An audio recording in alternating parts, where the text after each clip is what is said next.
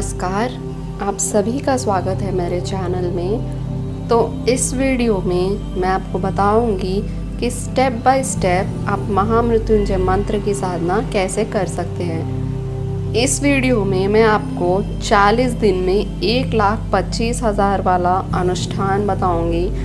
आप चाहो तो इसी विधान को अपनाकर 24,000 जाप 21 दिन में भी कर सकते हो। तो साधना के बारे में जानने से पहले हम ये जान लेते हैं कि मृत्युंजय मंत्र क्या है और उसका अर्थ क्या है। तो मृत्युंजय मंत्र कुछ इस प्रकार से है। ओम त्र्यंबकम यजामहे सुगंधिम पुष्टिवर्धनम उर्वारुकमिव बंधनात् मृत्युर्मोक्षे यमामृतात्।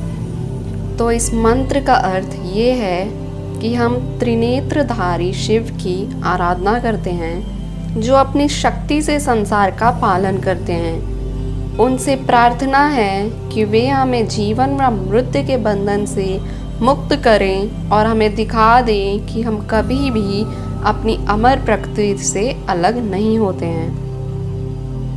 मृत्युंजय मंत्र की रचना कैसे हुई ये मैं आपको पिछले वीडियो में बता चुकी हूँ। अगर आपने उस वीडियो को नहीं देखा है तो आपसे निवेदन है कि डिस्क्रिप्शन बॉक्स में दिए गए लिंक पर आप क्लिक करके वो वीडियो देख सकते हो। तो अब हम देखते हैं कि साधना कैसे की जाती है और साधना में किन किन चीज़ों का ध्यान रखना चाहिए। तो साधना में आपको इन बातों का ध्यान रखना ही होगा कि आप कोशिश करें कि आपका प्रतिदिन का जाप सूर्यास्त से पहले हो जाए। अगर आप ऑफिस जाते हो और सूर्यास्त से पहले नहीं कर पा रहे हो तो ऑफिस से आने के बाद नहा धोकर भी आप जाप कर सकते हो, या फिर आप सुबह में ही समय निकाल के जाप कर लें। तो जैसे कि हम बता चुके हैं कि हम 1,25,000 का जाप 40 दिन में पूरा कर रहे हैं। तो अगर आप हिसाब करें तो 29 माला एक दिन का होता है। अगर किसी कारणवश आप 29 माला एक ही साथ नहीं कर पा रहे हैं तो 15 माला सुबह और 15 माला सूर्यास्त से पहले भी कर सकते हैं। आहार आपका सात्विक होना चाहिए और ध्यान रहे कि अगर क्षमता हो तो आप अपना भोजन खुद स्वच्छता से बनाएं, या फिर अपने परिवार में किसी का बनाया खा सकते हैं, लेकिन वो भोजन जो बना रहे हैं वो स्नान के बाद ही बनाएं। अगर आप में क्षमता हो तो कोशिश करें कि एक समय अनाज और रात के समय में दूध या फल ले लें। लेकिन अगर साधक की तबीयत ठीक ना हो तो वो दोनों समय भोजन ले सकते हैं। भोजन आपका एकदम सात्विक ही होना चाहिए, माने बिना प्याज लहसुन, और वो शाकाहारी होना चाहिए। किसी भी साधना में आपको पूर्ण ब्रह्मचारी का पालन करना होता है। साधना के काल में अगर आपके रिश्तेदारी में या आपके घर में किसी शिशु का जन्म हुआ है या फिर किसी की मृत्यु हुई है तो वहाँ जाने से पहले आप अपना जनेऊ, और अगर आपने तुलसी की माला धारण की है तो उसे घर पर ही छोड़कर जाएं। वहाँ से आने के बाद स्नान करें और दूसरा जनेऊ धारण करें और 3 माला जाप कर लें दोष निवारण के लिए। साधना के काल में आपको किसी के घर में जल या भोजन ग्रहण नहीं करना है। तो ये सब थी साधना में ध्यान रखने की कुछ आवश्यक बातें। अब हम देखते हैं कि साधना की विधि क्या है। तो साधना के लिए जो आवश्यक सामान लगती है आप उसकी एक सूची बना लें। सबसे पहले तो एक छोटा शिवलिंग अगर आप स्थापित कर सको तो आप ला सकते हो, या फिर शिव पार्वती गणेश जी का चित्र भी चलेगा। अगर शिवलिंग उपलब्ध है तो आप विभूति और दूध भी ले आएं। दूसरी सामग्री है रुद्राक्ष का माला जाप के लिए, आसन, चंदन की डिब्बी, अक्षत, थोड़ा सा पुष्प, बेलपत्र अगर आपके पास हो तो, सफ़ेद पुष्प, एक छोटा सा ग्लास, चम्मच और एक पात्र।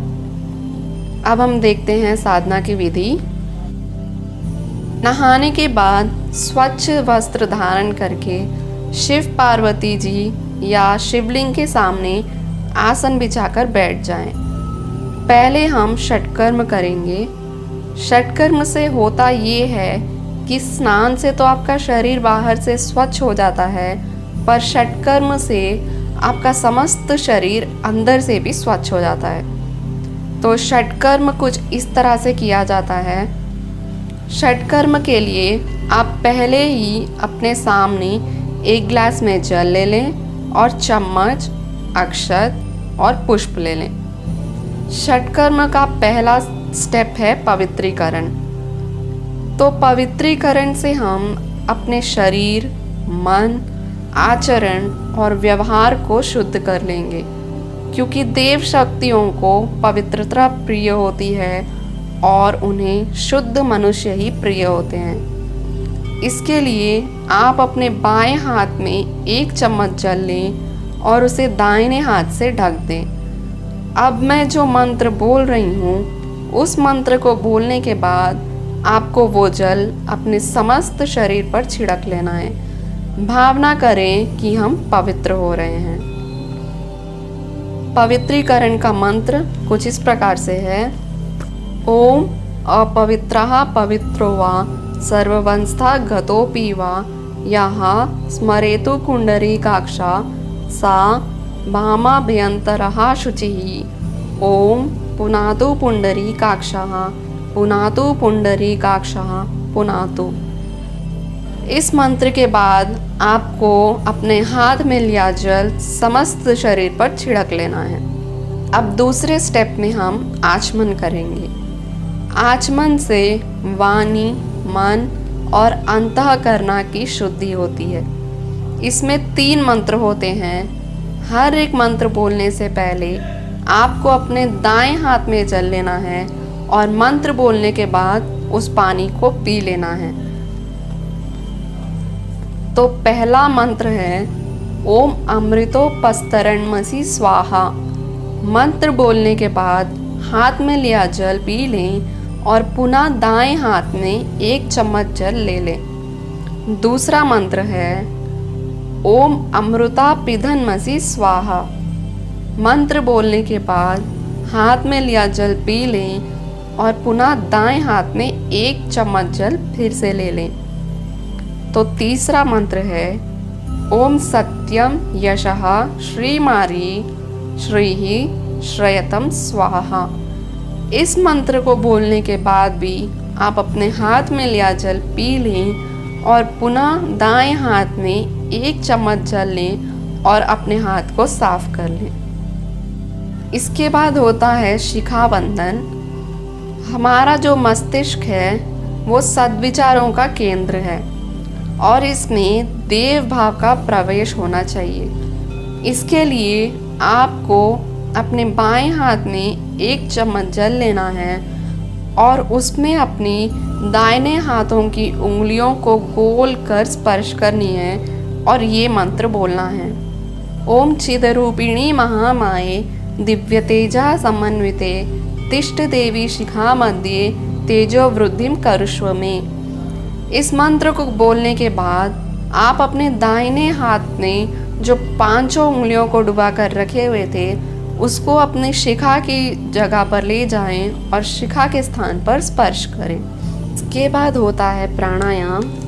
दोनों हाथ गोद में रखते हुए दोनों नथुनी से श्वास खींचें। थोड़ी देर रोकें, पुनः बाहर निकाल दें। श्वास खींचने के साथ भावना करें कि संसार में व्याप्त प्राण शक्ति और श्रेष्ठता के तत्वों को श्वास द्वारा खींच रहे हैं। श्वास रोकते समय भावना करें कि वहाँ प्राण शक्ति, दिव्य शक्ति तथा श्रेष्ठता आपके रोम रोम में प्रवेश कर रही है।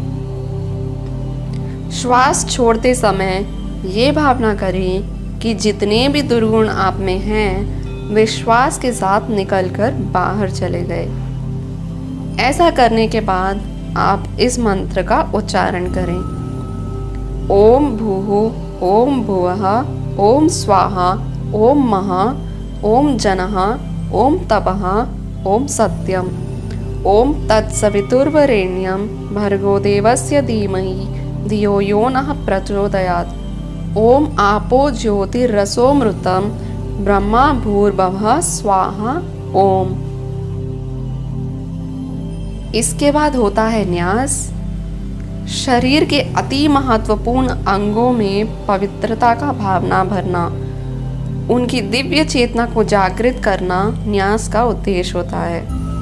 बाएं हाथ में जल लें, दाहिने हाथों की उंगलियों को गीला करके निर्देशित अंगों को बाएं से दाएं स्पर्श करते चलें। भावना करें कि सभी अंगों में देव तत्व की स्थापना हो रही है। तो मैं जैसे जैसे मंत्र बोलूँगी और उसके बाद जिस स्थान को स्पर्श करने को कहूँगी आप वैसे स्पर्श कीजिएगा। तो पहला मंत्र है ओम वामे आसीयस्तु। आप मुख को स्पर्श कीजिए। ओम नसोर में प्राणोस्तु। नासिका के दोनों छिद्रों को स्पर्श कीजिए। ओम अक्षणोर में चक्षुरस्तु। दोनों नेत्रों को स्पर्श कीजिए। ओम कर्णयों में श्रोत्रमस्तु। दोनों कानों को स्पर्श करें। ओम बावरोर में बलमस्तु। दोनों भुजाओं को स्पर्श करें। ओम ऊर्वों में ओजोस्तु। दोनों जंघाओं को स्पर्श करें। ओम अरिष्टानि मेघाम्नि तनुस्तन्वा में सहसंतु। समस्त शरीर पर वो पानी छिड़क लें। इसके बाद होता है पृथ्वी पूजन।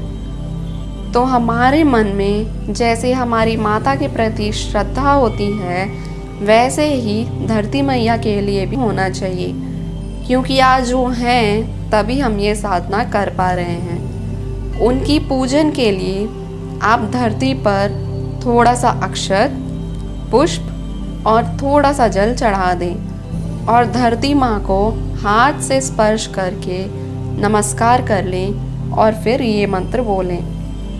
ओम पृथ्वी त्वया घृता लोका देवी त्वं विष्णुना घृता त्वं चधार्या माम देवी पवित्रम कुरु चासनम।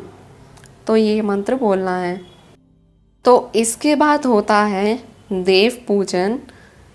इसमें आपको करना क्या है कि चित्र को एक स्वच्छ आसन पर बिछा देना है और इस निम्न मंत्र का आप उच्चारण करके आप ऐसी भावना करें कि देव यहाँ पर आवाहन कर रहे हैं। आपको भावना ये करना है कि आपकी भावना के अनुरूप रुद्रदेव की शक्ति वहाँ अवतरित हो रही है और स्थापित हो रही है। तो आपको ये मंत्र बोलना है शिव जी के आह्वान के लिए।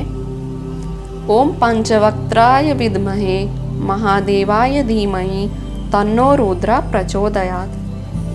इसके बाद ओम रुद्राय नमः आवयामि स्थापयामि ध्यायामि ततो नमस्कारम करोमि।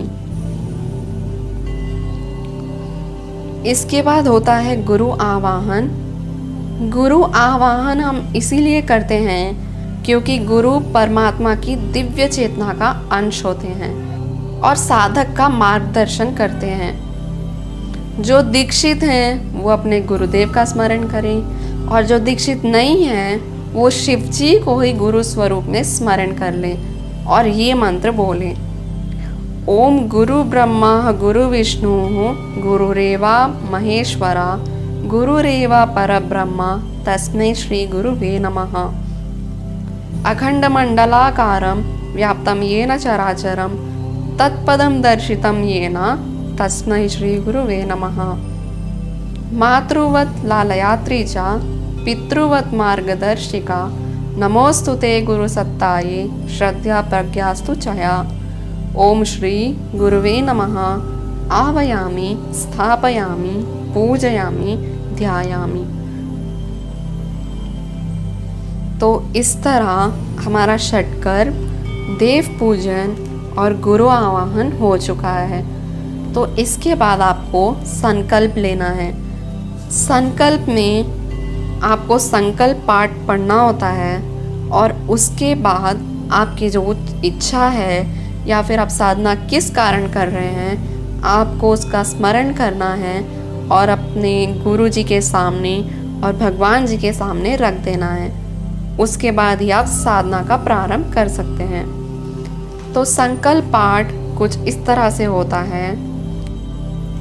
ओम विष्णु श्रीमद्भगवते महापुरुषस्य विष्णोराज्ञा प्रवर्तमानस्य अध श्री ब्रह्माणे द्वितीये परार्धे श्री श्वेतावाराकल्पे वेवेसवत् मन्वन्तरे भूर्लोके जम्बूद्वीपे भारतवर्षे भारतखंडे आर्यावर्ते कदेशांतर्गते।